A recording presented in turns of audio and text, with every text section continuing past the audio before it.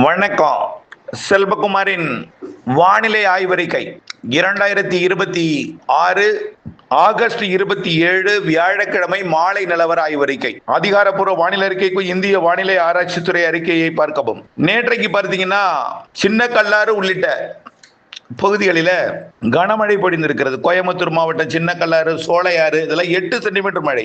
உப்பாசி கோயம்புத்தூர் மாவட்டம், சிங்கோணம் கோயம்புத்தூர் மாவட்டம்லாம் 7 சென்டிமீட்டர் மழை. Coimbatore Valparai PAP, Valparai BDO தலா 6 சென்டிமீட்டர், வால்பாறை தாலுகா அலுவலகம் 5 சென்டிமீட்டர், சிவகங்கை மாவட்டம் காரைக்குடி, திண்டுக்கல் மாவட்டம் நத்தம் 4 சென்டிமீட்டர், திண்டுக்கல் திருநெல்வேலி மாவட்டம் 4 முக்கு, சிவகங்கை மாவட்டம் திருப்பத்தூர், பெருஞ்சாணி அணை கன்னியாகுமரி மாவட்டம் இதெல்லாம் பார்த்தீங்கன்னா மாம்பழத்துறையாறு கன்னியாகுமரி, ஆணைக்கிடங்கு இதெல்லாம் வந்து 3 சென்டிமீட்டர். இன்னும் 1 சென்டிமீட்டர் நிறைய இடங்கள் மழை பதிவாகினது. இன்றைக்கு பார்த்தீங்கன்னா ஆங்காங்கே மழை பொழிந்து கொண்டுதான் இருக்கிறது. இன்றைக்கு பார்த்தீங்கன்னா சிவகங்கை மாவட்டத்திலையும் மழை தான். காரைக்குடிக்கு அருகே பிள்ளையார்பட்டி அருகே மழைப்பொழிவு. மேலும் புதுக்கோட்டை மாவட்டத்தோட அறந்தாங்கிக்கும் மணமேல்குடிக்கும் இடையே ஆவுடையார் கோயிலுக்கு அருகில அட்டாணிக்கு தெற்கே எல்லாம் மழைப்பொழிவு தான். அடுத்தபடியாக பார்த்தீங்கன்னா கீரமங்கலத்துக்கு அருகே மழைப்பொழிவு. அடுத்தபடியாக மயிலாடுதுறை மாவட்டம் கடலூர் மாவட்டம் இடைப்பட்ட பகுதியில் மணல்மேடை ஒட்டிய மயிலாடுதுறை மாவட்டம் மணல்மேடு, அந்த பக்கம் முட்டம் அதாவது காட்டுமன்னார் கோயில் அருகிலேயும் மழைப்பொழிவு. இன்னும் தெற்கேயும் வந்து பார்த்தீங்கன்னா மழைப்பொழிவு. அணைக்கரைக்கு அருகிலேயும் மழைப்பொழிவு. ஜெயங்கொண்டம் அருகே கனமழை பொழிவு பொழிந்து கொண்டிருக்கிறது. அப்புறம் பார்த்தீங்கன்னா நாமக்கல் மாவட்டத்தில் ராசிபுரத்திற்கும் கிழக்கே கனமழை பொழிந்து கொண்டிருக்கிறது. நல்ல மழை பொழிந்து கொண்டிருக்கிறது. அப்புறம் பார்த்தீங்கன்னா சேலம் மாவட்டம் எடப்பாடியிலையும் மழை பொழிந்து கொண்டிருக்கு. இப்போதைக்கு சேலம் மாவட்டத்தோட எடப்பாடி மட்டுமில்ல, சேலத்துக்கும் தாரமங்கலத்துக்கும் இடையிலையும் மழை, ஏற்காட்டிலையும் கனமழை பொழிந்து கொண்டிருக்கு. இப்போ ஏற்காடு இப்படி ஆங்காங்கே மழைப்பொழிவு இருந்து கொண்டு தான் இருக்கு. இப்படியே நாளைக்கும் இருக்கும், ஆங்காங்கே குறைந்த பரப்பில் இருக்கும். அப்புறம் 2ஆம் தேதி வரைக்கும் மழை வாய்ப்பு குறைவு. கொஞ்சம் வெப்பம் அதிகமாக தான் இருக்குங்க. 40 டிகிரி வரைக்கும் கூட சில இடத்துல போகும். தென்மேற்கு பருவமழை இல்லைன்னா இந்த நேரம் சூரியன் குத்துக்கதிர் விழக்கூடிய நாளில் வெப்பம் அதிகமாக தான் இருக்கும். மதுரை விருதுநகர் மாவட்டத்தில் கொஞ்சம், சிவகங்கை மாவட்டம் மதுரை மாவட்டம் விருதுநகர் மாவட்டத்தில் கொஞ்சம் வெப்பம் அதிகமாக தான் இருக்கும். ஏன்னா கொஞ்சம் காற்று வர்றது கூட அது கொடைக்கானல் மலை மறைச்சிடும். இதாங்க இயற்கை காரணம். ஏன் மதுரை விருதுநகர் சிவகங்கை மாவட்டத்தில் வெப்பசலன மழை பெய்யுதுன்னா கொடைக்கானல் மலை மறைக்கும், காற்றை மறைக்கும். பாலக்காட்டு கணவாயில காற்று வரும், ஆனால் அங்கே வராது. அதே போல நீலகிரி மாவட்டம் மறைக்கிறதுனால தான் சேலம் மாவட்டத்துக்கு எடப்பாடி சேலம் இந்த பகுதியெல்லாம் மழை இருக்கு. அப்போ மலை மறைக்கும் பகுதிக்கு கிழக்கு பகுதியில் இந்த வெப்பசலன மழை இருக்கும். அதனால இப்ப பொழிந்துட்டு இருக்கு. மீண்டும் வரக்கூடிய நாட்கள்ல வெப்பம் உயரும் இடமும் அதுதான். இரு காற்று இணைவு சந்தித்தால் அந்த இடத்துல மழைப்பொழிவை கொடுக்கும். இல்லைன்னா வெப்பத்தால் காற்று லேசாகி மேலும் கிழக்கு நோக்கி வரும், மழைப்பொழிவை ஏற்படுத்தும். இதன் அடிப்படையில் மீண்டும் 2ஆம் தேதி வரைக்கும் கொஞ்சம் வெப்பம் உயர்ந்திருக்கும். 2ஆம் தேதி வரைக்கும் தமிழ்நாட்டில் தென் மாவட்டங்கள்ல சூரியன் குத்து கதிர் விழுந்துட்டு இருக்கும். இப்போ 25ஆம் தேதி டெல்டா விட்டு தெற்க போனது. இன்றைக்கெல்லாம் சிவகங்கை மாவட்டத்தில் சூரியன் குத்து கதிர், மதுரை, அப்புறம் அப்படியே போய் 2ஆம் தேதி குமரிக்கடலை இறங்கி அப்படியே 21ஆம் தேதி போகணும்னு சொல்லியிருக்கோம். அப்ப சூரியன் குத்துக்கதிர் இன்றைய தேதியில் தமிழ்நாட்டில் இருக்கு. நேற்று வரைக்கும் தமிழ்நாட்டில், அதாவது டெல்டாவிற்கு வடக்கே எல்லாம் இல்லத்திற்கு வடக்கு புறம் உலர்த்துவீங்க, துணியை உலர்த்துவீங்க. இன்னைக்கெல்லாம் தெற்கு புறம் தான். இனிமே ஏப்ரல் மாதம் 25, அதாவது அடுத்த ஆண்டு ஏப்ரல் மாதம் இறுதி வரைக்குமே இனிமேல் இல்லத்திற்கு தெற்கு புறம் தான் வெயில் அடிக்கும், வடக்கு புறம் நிழல் இருக்கும். ஆகவே சூரியன் குத்துக்கதிர் இப்போ தெற்க போய் கொண்டிருக்கு. அது செப்டம்பர் 21 நிலநடுக்கோட்டையும், டிசம்பர் 21 மகர ரேகையும், மகர சங்கராந்தில எல்லாம் மகர ரேகையில இருக்கும். ஆக மகர ரேகைக்கு சென்று இப்ப தெற்கே சூரியன் குத்துக்கதிர் போயிட்டு இருக்கு. வெப்பம், கடல் வெப்பம் உயர்ந்து கொண்டிருக்கிறது. கண்டிப்பா கடல் வெப்பம் குறைந்த இடமெல்லாம் உயர்ந்து விடும். கடந்த ஆண்டு இதே போலதான் குறைந்துருந்துச்சு, இப்ப உயர தொடங்கி இருக்கு. மீண்டும் சொல்றது என்னன்னா புரிஞ்சுக்கிங்க. செப்டம்பர் மாதம் வெப்பசலன மழை அதிகரிக்கும். செப்டம்பர் 3ஆம் தேதியிலிருந்து வடகடலோரம், வட உள் மாவட்டங்கள், டெல்டா மாவட்டங்கள்ல செப்டம்பர் 3 அதிகரிக்கும்.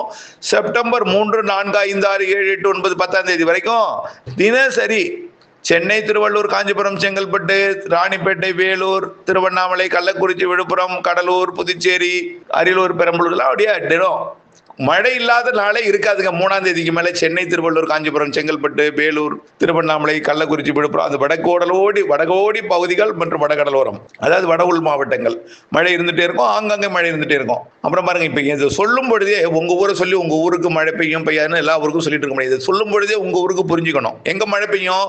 3ஆம் தேதியிலிருந்து வடகோடி பகுதிகள், வட உள் மாவட்ட பகுதி, கிருஷ்ணகிரியிலிருந்து திருச்சியிலிருந்து திருச்சிக்கு வடக்கே வடகிழக்கே, அதாவது பெரும்பாலும் வட உள் பகுதிகள், அப்படியே கொஞ்சம் கொஞ்சமா 8ஆம் தேதிக்கு அப்புறம் கிருஷ்ணகிரி, தருமபுரி, சேலம்லாம் நல்ல மழை பெய்ய தொடங்கும். அப்புறம் அப்படியே பார்த்தீங்கன்னா மதுரை, சிவகங்கையில கொஞ்சம் கொஞ்சமா கூடும் மழை. அடுத்தது பார்த்தீங்கன்னா 10ஆம் தேதிக்கு மேல பெரும்பாலான மாவட்டங்களுக்கு வந்துடும். காற்று பகுதிக்கு நெருங்கிடும். அப்புறம் 15ஆம் தேதிக்கு மேல காற்று பகுதிக்கு. புரட்டாசி வந்துட்டுனா, அதாவது 17ஆம் தேதிக்கு மேல, அதாவது செப்டம்பர் 17க்கு மேல காற்று பகுதிக்கு மழை. செப்டம்பர் இறுதியில எல்லாம் காற்று பகுதிக்கு கனமழை. புரிஞ்சுக்க, இப்ப உங்களுக்கு புரியவே செய்யாது, நம்ப மாட்டீங்க, நம்பிக்கை வராது. பெரும்பாலும் இந்த பிரச்சனைக்குரிய வெப்பமான பகுதி, இதுவரைக்கும் மழை பெய்யாத உள் மாவட்டங்கள், தென் மாவட்டங்களுக்கு தான் இந்த ஆண்டு இந்த செப்டம்பர் இறுதி, அக்டோபர் முன் 15 நாள்லாம் மழை நிறைய பெய்ய போகுது. எப்பொழுதுமே வடகிழக்கு பருவமழை தொடங்கி அப்புறம் தான் மெல்ல தான் தூத்துக்குடிக்கெல்லாம் மழை வரும். இந்த ஆண்டு தென்மேற்கு பருவமழை காலத்திலேயே கன்னியாகுமரி, திருநெல்வேலி, தூத்துக்குடி, அதாவது செப்டம்பர் இறுதி, அக்டோபர் முன் 15 தேதி எல்லாம் கன்னியாகுமரி, திருநெல்வேலி, தூத்துக்குடி மற்றும் ராமநாதபுரம், அப்படியே பார்த்தீங்கன்னா விருதுநகர், தென்காசி, திருநெல்வேலி, அப்படியே மதுரை, இந்த பகுதியில் நல்ல மழை பெய்ய போகுது. காற்று சுழற்சி இலங்கை அருகே உருவாகும்னு சொல்லிட்டே இருக்கோம். ஆகவே அதுக்கு முன்னாடியே கிருஷ்ணகிரி, தருமபுரி எல்லாம் இந்த செப்டம்பர் மாதத்துல 10ஆம் தேதிக்கு மேலேயே நல்ல மழை ஆயிடும். இந்த வடகடலோரம் இருந்துட்டே இருக்கும் மழை. சென்னைக்கெல்லாம் 3ஆம் தேதிக்கு மேல தினம் மழை இருந்துட்டே இருக்கும். ஒரு நாள் இல்லைன்னா கூட அடுத்த நாள் சேர்த்து பெய்யும், கனமழையாவே இருக்கும். அடிக்கடி மழை பெய்யும் வடகடலோரம்லாம். கொஞ்சம் கொஞ்சமா அது உள் மாவட்டங்களுக்கு வரும். கிருஷ்ணகிரி, தருமபுரி, சேலம், நாமக்கல், கரூர், அப்படியே கொஞ்சம் கொஞ்சமா திண்டுக்கல் மாவட்டத்துக்கு இங்கெல்லாம் கொஞ்சம் கொஞ்சமா மழை தீவிரம் அடையும். அப்புறம் செப்டம்பர் 15, 20 தேதிக்கு மேல எல்லாம் நல்லாவே தமிழ்நாட்டில் தீவிரம் அடைஞ்சிடும். உள் மாவட்டங்கள்லாம் இந்த செப்டம்பர் மாதம் 20 தேதியில எல்லாம் பாலக்காட்டு கணவாய், தாராபுரம், உடுமலைப்பேட்டை, பெரியப்பட்டி, பெதப்பம்பட்டி, குண்டடம், பல்லடம், காங்கயம், வெள்ளக்கோயில், ஈரோடு, இந்த பகுதி, அதே போல இந்த உள்பகுதி திருச்சி, திண்டுக்கல் மாவட்ட பகுதி, மதுரை மாவட்ட பகுதி, புதுக்கோட்டை உள்பகுதி, பெரம்பலூர், திருச்சி, இது எல்லாமே செப்டம்பர் மாத, அதாவது புரட்டாசி முழுவதுமே மழைங்க, நல்ல மழை. புரட்டாசியில தான் காற்று பகுதிக்கு மழை பெய்யும். புரட்டாசியில தான் உள் மாவட்டங்கள் வலுத்த மழை பெய்யும். இந்த ஆண்டு புரட்டாசியில் அதே போல மழை பெய்ய போது மேட்டூர் அணை திறக்கப்பட்டு அணை நீர் இறங்கு முகத்துக்கு போனாலும் அதுக்கப்புறம் ஓரளவுக்கு நல்ல பாதி தண்ணீர் குறைஞ்சிரும். 51 டிஎம்சி இருக்கு, 52 டிஎம்சி ஆனாலும் இப்ப 7500 கனஅடி வந்துட்டு இருக்கு. அதான் 3/4 டிஎம்சி வந்துட்டு இருக்கு. 1 டிஎம்சி திறப்பாங்கன்னு போல இருக்குன்னு. அப்ப காட்டு கொஞ்சம் குறையும். 7000 கனஅடி வர 11,000 கனஅடி திறக்கும் பொழுது கொஞ்சம் கொஞ்சம் குறை இறங்கு முகத்துக்கு போகும். இறங்கு முகத்துக்கு போனாலும் கவலைப்பட வேண்டாம். கண்டிப்பா இறங்கு முகத்துக்கு போனாலும் வடகிழக்கு பருவமழை கண்டிப்பா மேட்டூரை நாம எதிர்பார்க்க தேவையில்லை. கண்டிப்பா தென் மாவட்டங்களுக்கு, டெல்டா மாவட்டங்களுக்கு, குறிப்பா இலங்கையை ஒட்டி காற்று சுழற்சிகள், தாழ்வு சுழற்சிகள் அமையும் என்பதனால முன்னே ஒன்று சுருக்கமா சொல்றேன். செப்டம்பர் இறுதியில காற்று சுழற்சி வடகிழக்கு பருவமழையை அமைஞ்சிருங்க. அக்டோபர் 1ஆம் தேதி, 2ஆம் தேதி, 3, 4, 5, 6, 8, 18, 17ஆம் தேதி வரைக்கும் தென்மேற்கு பருவமழை காலம் தான். அந்த காலத்திலே அது வடகிழக்கு பருவமழை மாரி தமிழ்நாட்டை ஒட்டி காற்று சுழற்சிகள், தாழ்வு அமைவுகள் அமையும். ஆனால் அது தென்மேற்கு பருவமழை கணக்குல தான் தென்மேற்கு பருவமழை சொல்லுவாங்க. ஆனா மழைப்பொழிவு வடகிழக்கு பருவமழை புள்ளிவரத்தில் அக்டோபர் இருந்து ஏற ஆரம்பிச்சிடும். புரியுதுங்களா? ஆக நீங்கள் கொஞ்சம் பொறுமையாக இருக்கணும். மழை பொழிவு பிரச்சனை கொடுத்தாலும் நம்ம நீண்ட கால பயிர் வச்சிருக்கோம்னா கவலைப்பட தேவையில்லை. கண்டிப்பா. ஆகவே வரக்கூடிய இந்த மேட்டூர் தண்ணியை வச்சு நம்ம வந்து கடைமடைக்கு போகாதுங்க. ஏன்னா 10,000 கனஅடி எல்லாம் 10,000 மேல திறந்து விட்டா கண்டிப்பா அது இறங்கு முகத்துக்கு தான், ரொம்ப இறங்கு முகத்துக்கு போய் போதுமான, அதாவது கொஞ்சம் பிரச்சனையை கொடுத்துரும். அதனால 10,000, 12,000, 15,000 மேல திறக்க மாட்டாங்க. திறந்த பிரச்சனை ஆயிடும். 10,000, 12,000, 10,000, 12,000 அப்படியே ஓடிட்டு இருக்கோம். ஆகவே கடைமடையெல்லாம் இதை நம்பி நம்ம செய்ய முடியாது. கடைமடையெல்லாம் வர முடியாது, திறக்க முடியாது. ஏன்னா அந்த அளவுக்கு போதுமானதா இருக்காது. நீங்க எப்பொழுதுமே மழை பெய்யும் பொழுது, மழை பெய்யும், இப்ப செப்டம்பர் மழை இருக்கும், அதை வச்சு நம்ம வழக்கமா நம்ம விதைப்போம் பார்த்தீங்களா, அந்த மாதிரி விதைச்சிங்கன்னா ஆனால் வடகிழக்கு பருவமழை வடிகால் வாய்க்கால்களை சரி செய்து கொண்டு தான் நீங்கள் விதைக்கணும். புரியுதுங்களா? வடிகால் வாய்க்கால்களை ஊர் ஒன்று கூடி நீங்கள் வடிகால் வாய்க்காலை சரி செய்யணும். முதல்ல அதை நான் சொல்றேன். ஏனென்றால் பயிர்கள் வளர்ந்துட்டுனா வடிகால் வேணும். அப்புறம் பயிர் மூழ்கிட்டுனா வடிகால் இல்லாமல் அப்புறம் பிரச்சனை ஆயிடும். ஆக வடிகாலையும் சரிஞ்சுக்கணும். யாராவது அதாவது ஒருவர் ஏதாவது ஆக்கிரமிப்பு பண்ணியிருப்பாங்க, அதனால வடிகால் இல்லாமல் போயிடும். அதனால அவர்களை பேசி தீர்த்து வடிகால் வசதிகளை ஏற்படுத்திக் கொள்ளணும். இனிமையாவது கிராம நிர்வாகம் தயவுசெய்து கொஞ்சம் பாருங்க. உங்க ஏரியாவில் இருக்கும் பொழுது ஏதாவது சவுண்டு கேட்குதா, ஆக்கிரமிப்பு நடக்குதா, அதை உடனடியாக தடுத்துட்டே பிரச்சனை கிடையாது. பேசாம இருக்காதீங்க. ஆக்கிரமிப்பு என்பது எந்த ஒரு பாசன வாய்க்கால் இருந்தாலும் வடிகால் ஆக இருந்தாலும் எதிர்காலத்தில் கண்டிப்பா அது தேவை என்பதை நாம் உணர வேண்டும். ஆகவே வடிகால் வசதி ஏற்படுத்தி கொண்டு விதைங்க. இப்போ கடைமடைக்கு இது நிச்சயமா இப்ப திறந்துக்கிற தண்ணி திறந்து போகாதுங்க. பத்தாது, அதிகமா ஒன்றும் முடிஞ்சிடும். அதனால மழை இருக்கு, அந்த நேரத்துல விதைங்க. ஆனா நாம ஒன்னே ஒண்ணு சொல்றது, எப்போதுமே நாம நினைக்கும் போது மழை பெய்யாது. அது பெய்யும் பொழுது சேமித்து பயன்படுத்தணும். ஆனால் செப்டம்பர் வந்துட்டுனா செப்டம்பர் இறுதியிலிருந்து தினம் மழை இருக்கும். செப்டம்பர் இறுதியிலிருந்து தினம் மழை இருக்கும். வடகிழக்கு பருவமழை மாதிரியே இருக்கும், நல்லா இருக்கும். ஆனா நம்ம அக்டோபர் 18 இருந்து அதுக்கு முன்னாடியே வலுத்த மழை இருக்கும், கொஞ்சம் நிறைய மழை இருக்கும். பாதிக்கிற மழையெல்லாம் அக்டோபர் 18க்கு மேல வடகிழக்கு பருவமழையை மாறும் பொழுதே கொஞ்சம் வலுக்க ஆரம்பிச்சிடும். நல்லாவே வலுத்து பெய்யும். நவம்பர் டிசம்பர் தான் அதிக மழை. நவம்பர் டிசம்பர் ரொம்ப அதிக மழைன்னு நம்ம சொல்லிட்டே இருக்கோம் திரும்ப. ஆக அக்டோபர்லயே தென்மேற்கு பருவமழை காலத்திலேயே அக்டோபர் 17க்கு முன்னாடியே நிறைய மழை இருக்கு என்பதை நீங்கள் புரிந்து கொள்ளணும். தொடர்ந்து அதாவது அணைகள் பகுதிகளிலையும் சரி, மேற்கு தொடர்ச்சி மலையிலுமே தென்மேற்கு பருவமழையும் இறுதி கட்டத்தில் நல்லா இருக்கு, வடகிழக்கு பருவமழையுமே இருக்கு, நல்லா இருக்கு. வடகிழக்கு பருவமழை இந்த ஆண்டு மேற்கு தொடர்ச்சி மலை வரைக்கும் ஏற்றும். ஏன்னா அதாவது பாசிட்டிவ் ஐஓடி என்றாலே அது கடந்து செல்லக்கூடிய நிகழ்வாக அமையும். பாசிட்டிவ் ஐஓடுனா அரபிக்கடலுக்கு தெற்கே உள்ள கடற்பரப்பு வெப்பம் உயர்றதுனால கடந்து செல்லக்கூடிய நிகழ்வுனால மேற்கு தொடர்ச்சி மலைக்கு மழை இருக்கும். கண்டிப்பா தென் மாவட்ட மேற்கு தொடர்ச்சி மலை வால்பாறைக்கு தெற்கே பரம்பி குளத்துக்கெல்லாம் நல்ல நீர்வரத்தை கொடுக்கும் வகையில் நல்ல மழை இருக்கும். ஆகவே என்ன சார் எந்த மாவட்டத்துக்கே சொல்ல மாட்டீங்க, தெற்கே சொல்றீங்களா? பிற மாவட்டங்களுக்கு சராசரி, தெற்கே எல்லாம் கூடுதல் மழைன்னு நம்ம சொல்லிட்டு இருக்கோம். புரியுதுங்களா? ஆனா நான் உடனே சொல்லுங்க, இன்னைக்கே நான் மழை பெய்யணும்னு சொல்லல, கற்பனையில போயிடாதீங்க. மழை பெய்யும், ஆங்காங்கே பெய்யும். ஆரம்பத்தில் படிப்படியாக மழை அதிகரிக்கும். 3ஆம் தேதியிலிருந்து தான் இப்போ மழை, அது கொஞ்சம் வெயில் அதிகமாக இருந்தாலும் 3ஆம் தேதியிலிருந்து மழை தீவிரமடையும்.